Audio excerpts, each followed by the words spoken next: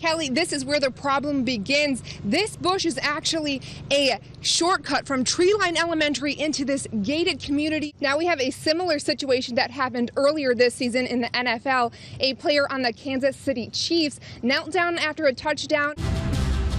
Very sad story here tonight, guys. We arrived here around 5 o'clock this afternoon when we saw a lot of Sanibel police boats. Then two girls got in a fight. It was recorded on camera for about a minute when a girl was being punched.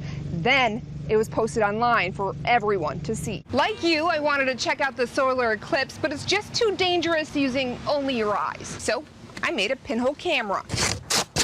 That way I can take a peek at the solar eclipse without hurting my eyes. Right here you can see that this yellow tape is still up, telling us this area is still under investigation. NBC2's Andrea Hubbell's live, where hundreds of people expect to show up to hear these new alternative plans. Andrea? Tonight, Racetrack is supposed to give us a few different options, like lessening the pump number from 24 to 12. Everybody says that they heard such a loud explosion that it actually rattled their walls. I'm here at 525 Van Buren Street. They said this all happened around 8 o'clock tonight, and this is what they saw. Both baseball and softball teams have secured their fields here at City of Palms Park. And here, FSW plans to build a $20 million stadium. Ty Russell reporting police are still looking for his killer. They're even offering a $26,000 reward for their arrest and conviction. Heather, we've been here at Hendry County Sheriff's Office trying to find out where these allegations stem from. Investigators say Marina Navas was looking to leave her husband, and he was determined to keep the family together. Kimberly is awake right now and she's stable. Her mother tells me she doesn't remember anything about the accident.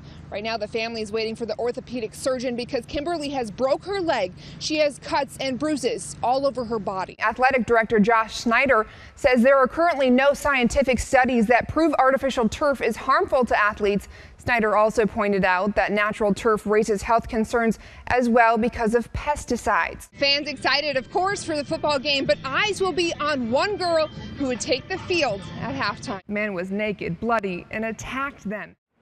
The sun is so bright right now, yeah, with the naked eye. There's just something about that sun's a little bright. Big bulb in the sky. Right? It just draws you in. No clips yet. These two pulled up front row seats. Yeah, this is a perfect spot to watch. Others just walking by to stare. Yeah, the sun is hitting my eyes. But not into just any fireball out in space. A little on the right edge, you can see a little bit of shadow starting. They're all waiting for the final eclipse of the year. I just wanted to see what it looked like. With only a half-hour window to watch. Well, it doesn't happen every day. Like you, I wanted to check out the solar eclipse, but it's just too dangerous using only your eyes. So I made a pinhole camera.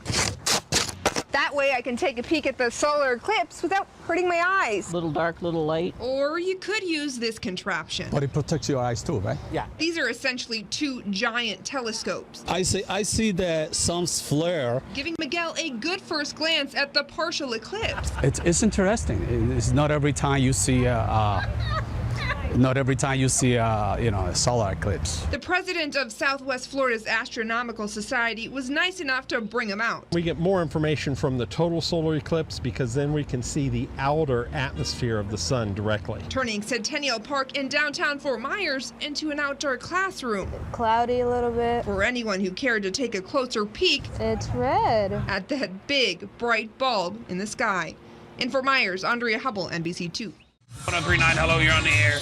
I, as a former bus driver, was told that if you try to break up a fight, you will get fired. Once it hit the airwaves. Now, talking about a video that just came across my news feed. That a child was beaten on camera. And that happened to my kid several times. Big Mama's show blew up. The kids are just walking by. The radio host and dad found the video online. Hundreds of comments bullying the girl who had already taken a beating. And wow, this little girl's about to have the hardest rest of her high school life ever. You can see the two teens just off the bus, others not doing anything to help. The last thing I want is for that to happen to my daughter. Oh, wow, I used to ride that bus. Oh, wow. I showed students from South the viral video. I would never think that girls on there would behave like that. Caitlin Bellany couldn't believe her eyes. Isn't the bus driver supposed to stop it or? And this morning, Big Mama took it to the air. Bus driver doesn't do anything to prevent the cheering of it. Asking for listeners to weigh in. Hello, you're on the air. Lee County School Board member Don Armstrong called the station up. I'm not going to let somebody get beat up or get bullied or anything like that. But I feel bad for these bus drivers because their hands are tied and they do the best job they can trying to make sure these students are safe. And we as parents, we as peers to these children need to fix this problem. Big Mama spent hours broadcasting a message he hopes kids hear loud and clear. Get involved. Say something. You don't have to jump into the middle of something, but just saying something could have changed. One of those students could have got off the bus and said, come on, guys, this isn't really necessary, and it had been over. On a night saved for silence, gunfire filled the air.